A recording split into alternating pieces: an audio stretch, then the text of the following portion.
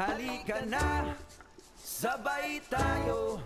At kung sinong may gusto, dahil sa tubig alat, likas na yaman to.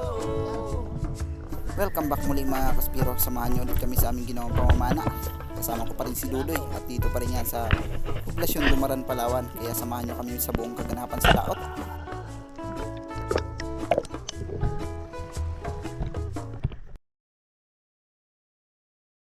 Morning mga tayo.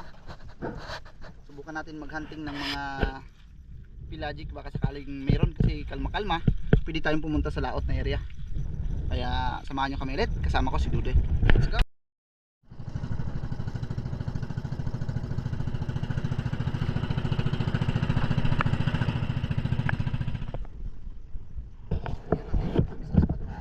Subukan natin dito kung mayroong biyaya na nag-aabang sa atin. Let's go!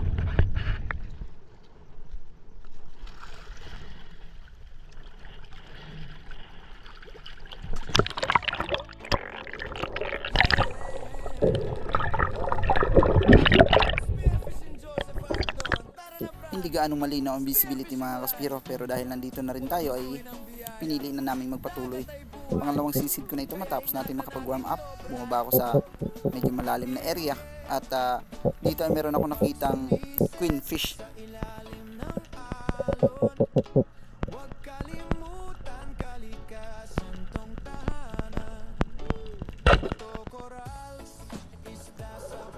Good size na rin ang isang to, kaya hindi ko na pinalampas. Ito yung ating naging unang isda para sa araw na ito mga kaspiro.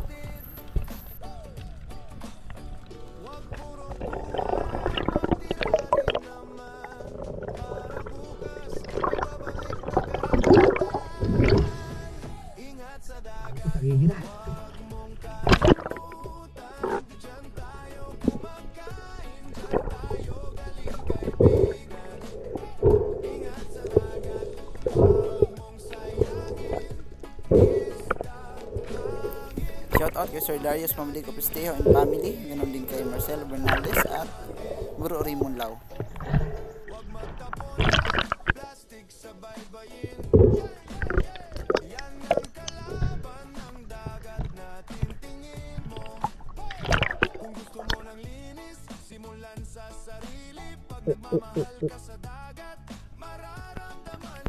Meron ako nakitang dalawang pirasong pagi dito mga kaspiro. Yung isang malaki ay putol na yung buntot, kaya hindi na delikado panain. Kaya naisip kong panain na ito dahil masarap ito ginataan. Habang yung isa naman ay panay ng sunod sa kanya.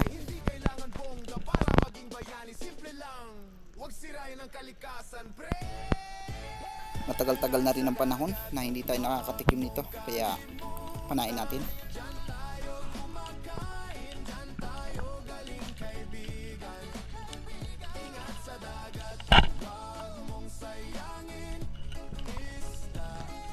Hinintay kong magtapat silang dalawa mga kaspiro, at ito nga, dalawang piraso silang nahuli natin.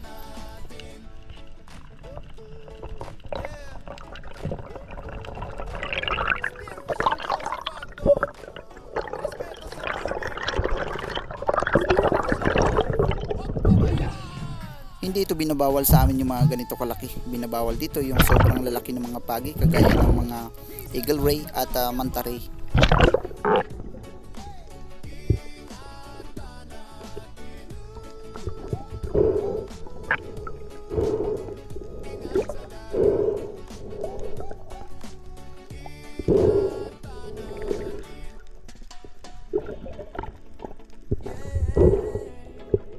Tapos nating mahuli ito mga kaspiro, hindi na rin kami tumagal sa bahura na ito dahil medyo malabo ang visibility, kaya naisipan namin lumipat sa ibang bahura.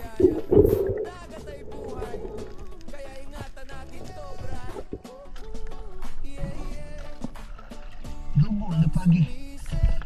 Hindi naman ito yung malalaki masyadong pagi mga kaspiro, kaya hindi ito bawal. Huwag kalimutan kalikasan tong tahanan. Bato corals, isda sa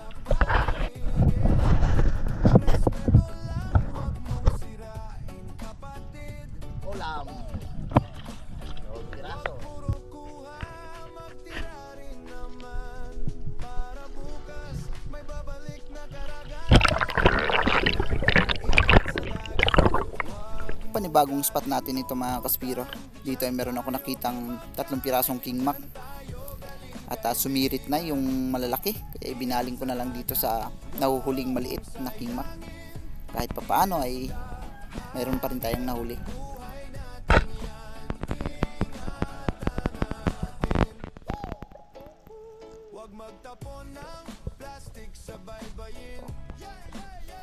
Malinaw ang visibility mga kaspiro dito sa mababaw na area, pero sa panganto napakalabo na.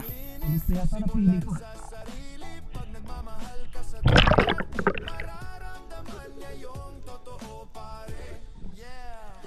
Spearfishing Joseph Agdon, respeto sa talon, respeto sa buhay, yan ang direksyon. Pag marunong kang mag-ingat, tunay kang alalay, hindi kailangan bongga para maging bayani. Simple lang, huwag sirain ang kalikasan, pre.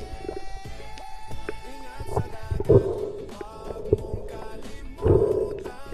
Diyan tayo kumakain, diyan tayo galing kaibigan. Ingat sa dagat, huwag mong sayangin.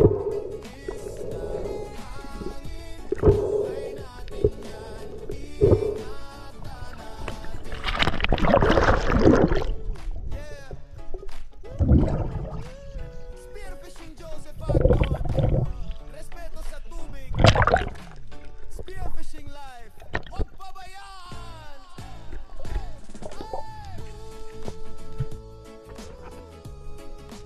Nagbawas tayo ng load ng guma natin dito mga kaspiro dahil meron ako nakita ditong lobster o banagan na nasa ilalim ng bato.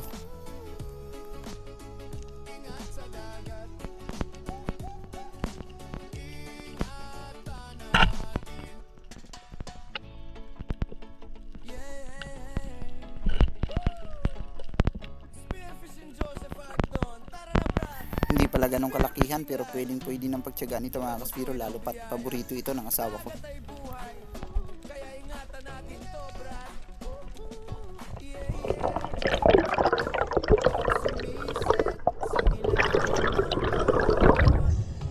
Huwag kalimutan kalikasan ng lahat.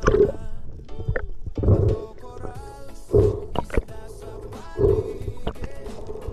Respeto lang, huwag mong sirain kapatid. Huwag puro kuha, magtira rin naman. Para bukas may babalik na karagatan. Ingat sa dagat, huwag mong kalimutan. Diyan tayo kumakain, diyan tayo galing kaibigan. Ingat sa dagat, huwag mong sayangin. Isda, hangin, buhay natin yan. Ingatan na Pangatlong spot natin para sa araw na ito.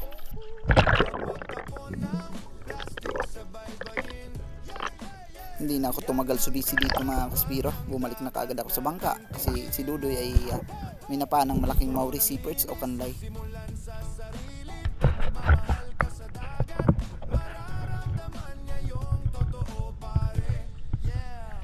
Spearfishing Joseph Agdon, respeto sa Harap niyan, Doy. respeto sa buhay, yan ang direksyon. Pag marunong kang mag-ingat, tunay kang alalay, hindi kailangan bongga para maging bayani. Simple lang, huwag sirain ang kalikasan, pre. Ingat sa dagat, huwag mong kalimutan. Unlock ni Dudoy, ito yung kanyang trophy fish. Ngayon lang siya nakahuli ng ganito kalaking Maori sea perch at ito rin yung unang pagkakataon na makapana siya ng ito yung makahuli niya, no? First time ka nakahuli niya. Sa Taytay kasi wala mang ganyan. Spearfishing Joseph Agdon, respeto sa tubig. Spearfishing life, 2 kilo siguro huwag yan. pabayaan.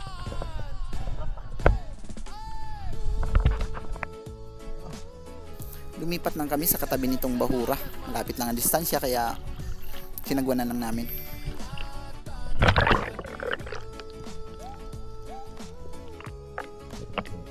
Tinawag ako ni Dudoy dito mga kaspiro dahil nakapana siya ng Golden Trevally at mayroon itong kasama. Hindi umaalis. Sayang naman kung bibirahin niya yung kanyang nahuli dahil aalis na rin yung kasama nito. Kaya sa ganitong pagkakataon, The best talaga, meron kang dive body.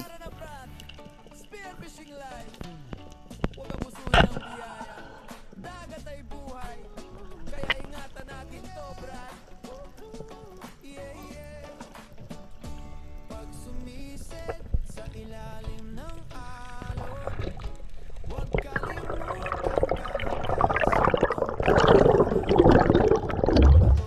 Ayos mga kaspiro, nahuli natin silang dalawa.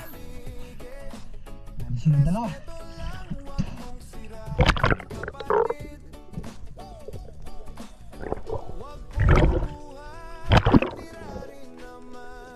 para bukas may babalik na karagatan. Ingat sa dagat, huwag mong kalimutan. Diyan tayo kumakain, diyan tayo galing. Ang daming territorial dito mga kaspiro, kagaya ng mga yellow spotted rabbitfish at kung ano-ano pa. Pero sadyang mga maliliit pa at hindi pa good size, kaya hindi natin pinapana.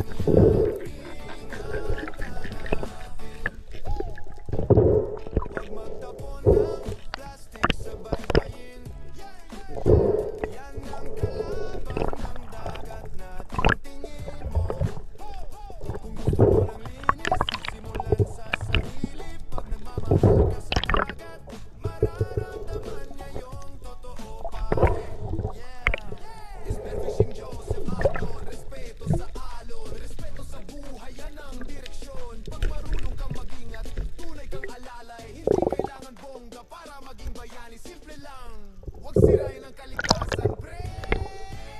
Ingat sa dagat, huwag mong kalimutan. Diyan tayo. Napakalaking sablay natin dito mga kaspiro. Isang red snapper ang hindi natin nahuli.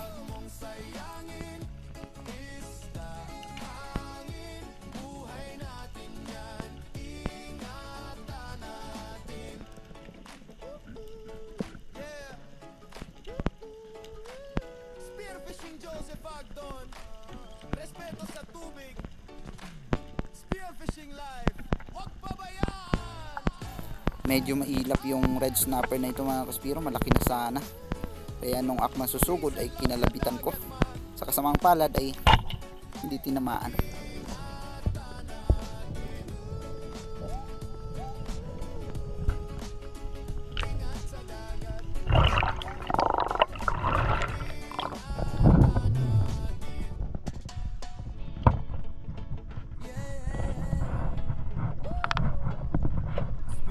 Joseph Agdon, tara na brad. Spearfishing life, huwag abusuhin ang biyaya.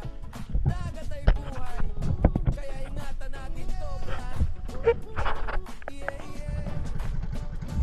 Pag sumisid sa ilalim ng alon, huwag kalimutan kalikasan.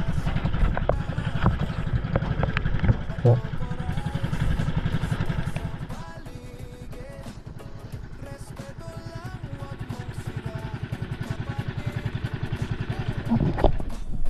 Huwag puro kuha, magtira rin naman. Yaya may mga Bukas, may babalik na karagatan.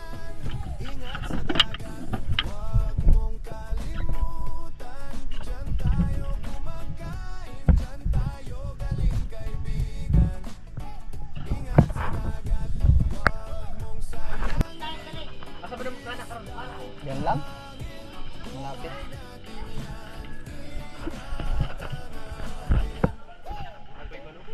Huwag magtapon ng plastic sa baybayin. Ang surahan o tampagi. Ng dagat natin tingin mo. Kung gusto mo ng linis, simulan sa sarili. Pag nagmamahal ka sa dagat, O dubukil. Siya nagpanasosang usa ko. Pero mag-uban.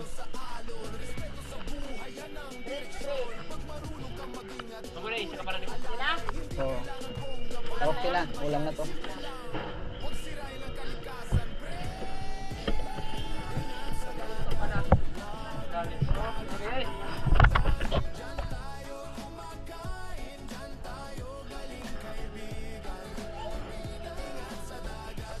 Alright mga kaspiro, yung pagi na double kill natin. paksiwin muna namin para bukas magagataan natin. Ayan o. Paksiw lang muna siya. Tapos yung blue spine unicorn at ang lobster na nahuli natin, ito na. Malapit nang tumulo siya. Spearfishing life, wag pabayaan.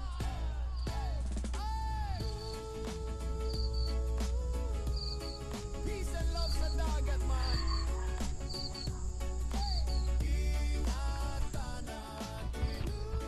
Luto na mga kaswiro, kaya alam na ang mangyayari nito.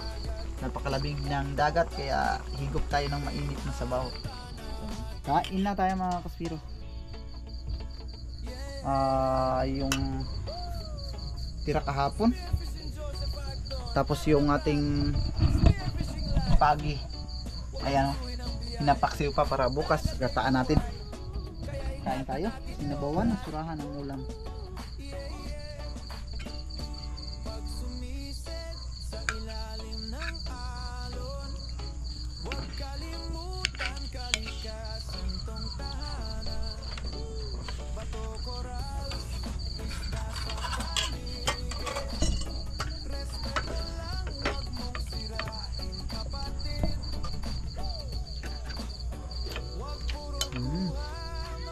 Ang sarap ng asim niya.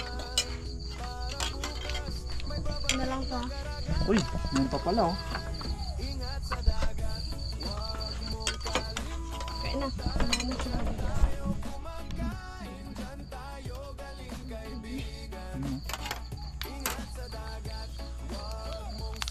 na. Parang payat siya mga kasbiro. Mataba rin. Parang kakatakot lang ito magluno.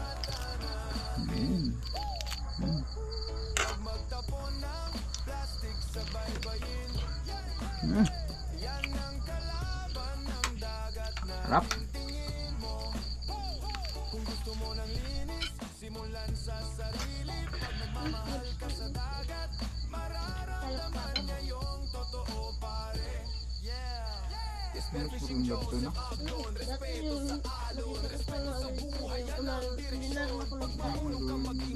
Tunay kang alalay, hindi kailangan bongga para maging bayani. Simple lang, wag sirain ang kalikasan, pre. Ingat sa dagat, wag mong kalimutan. Diyan tayo kumain, diyan tayo galing kaibigan. Ingat sa dagat, wag mong sayangin. Buhay natin yan, ingatan natin.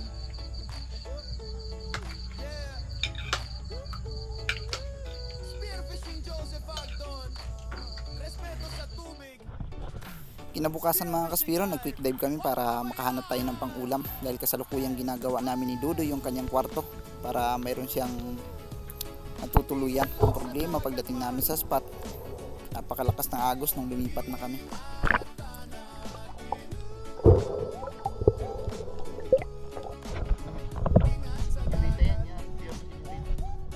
Laki. At 3 kilos yan. Grabe ka laki. Mabuti na lang mga kaspiro, meron tayong dalang flashlight dahil may pumasok na leopard coral trout. Pero pag sa labas, grabing ilap. Hanggang sa nahuli niya ito. Napakalaki na nito mga kaspiro. Pambihira na yung ganito kalaking leopard. First time na makapana ganyan kalaki, no? Grabe ka, mama. Abaw. Grabe. Halos hindi mahawakan ang buntot mo. Grabe kalaki.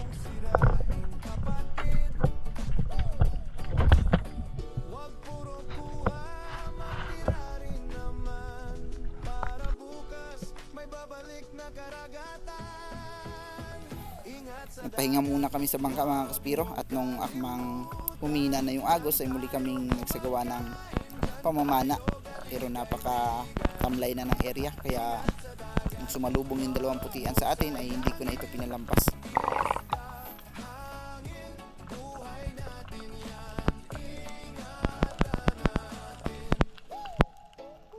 Wag magtapon ng plastic sa baybayin.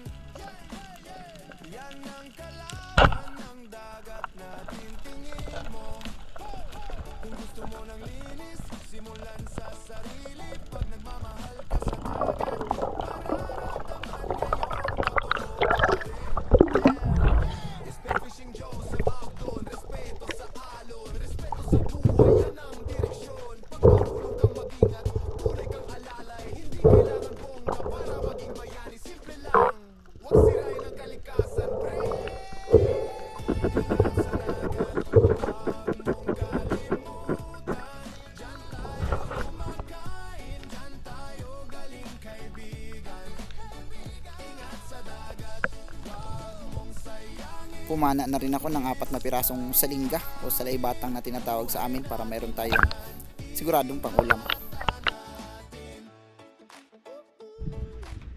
Shoutout tayo mga kaspiro, maraming salamat pa rin sa walang sawang suporta.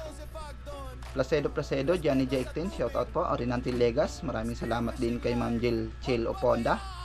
Rini Alisin ng Pasay City, Johnny Aneves, maraming salamat po ng Batangas. Ganon din kay Larry Musilario Lacocero. Romel Reyes, maraming salamat.